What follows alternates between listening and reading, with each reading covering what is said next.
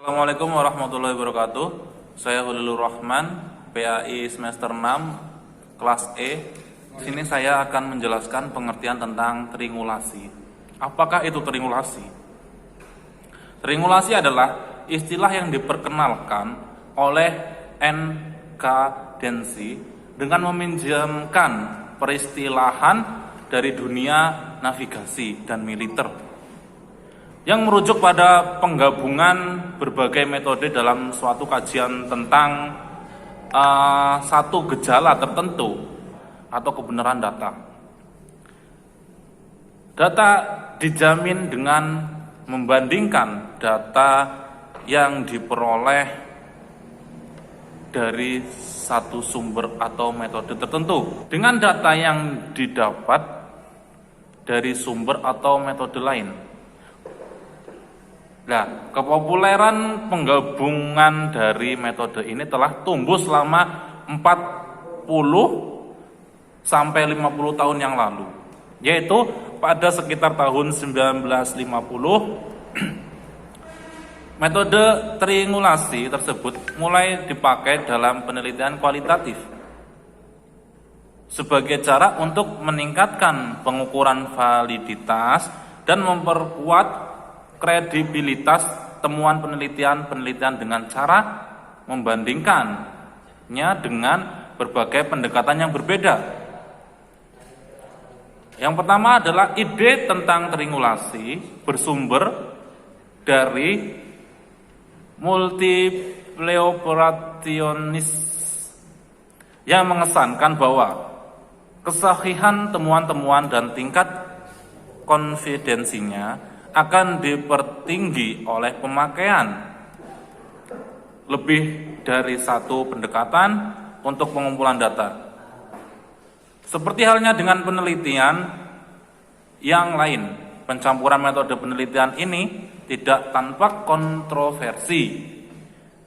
Di sana terdapat banyak keprihatinan yang terlihat tentang waktu dan kepentingan kebutuhan untuk mengkombinasikan penelitian kualitatif dan kuantitatif dalam satu penyelidikan tentunya. Selain itu juga, pada kalangan penelitian kualitatif, karena penggunaan terminologi dan cara yang mirip dengan model paradigma positivistik atau kuantitatif, seperti pengukuran dan validitas,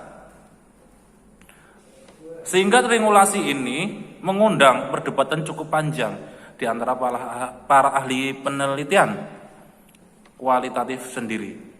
Alasannya adalah selain mirip dengan cara dan metode penelitian kuantitatif, metode yang berbeda-beda memang dapat dipakai untuk mengukur aspek-aspek yang berbeda, tetapi juga akan menghasilkan data yang berbeda-beda pula. Ya, sehingga terjadi perdebatan sengit, tetapi triangulasi semakin lazim dipakai dalam penelitian kualitatif karena penelitian ini terbukti mampu mengurangi dan meningkatkan kredibilitas penelitian tersebut. Pada level pendekatan penelitian, dalam sebuah kegiatan penelitian ditunjukkan untuk menemukan sesuatu yang lebih utuh dari objek penelitian. Asumsi keduanya mendasari penggunaan teknik triangulasi, yakni pada level pengumpulan data dan analisis data. Pengumpulan dan analisis data membutuhkan sebuah prosedur untuk menguji hasil analisis data tersebut. Dalam penelitian dengan menggunakan metode triangulasi tersebut, penelitian dapat menekankan pada metode kuantitatif atau dapat juga dengan menekankan pada metode kualitatif. Maka metode kuantitatif dapat digunakan sebagai fasilitator dalam membantu melancarkan kegiatan penelitian, dan sebaliknya jika menekankan metode kuantitatif, namun apabila penelitian memberikan tekanan yang sama terhadap kedua metode penelitian kuantitatif dan kualitatif, ada beberapa hal yang harus diperhatikan. Di antaranya yaitu yang pertama, dapat digunakan bersama untuk meneliti pada objek yang sama, tetapi tujuannya berbeda ya. Metode kualitatif digunakan untuk menentukan hipotesis, sedangkan metode kuantitatif digunakan untuk menguji hipotesis. Yang kedua, digunakan secara bergantian. Pada tahap ini, pertama digunakan metode kualitatif sehingga ditemukan hipotesis.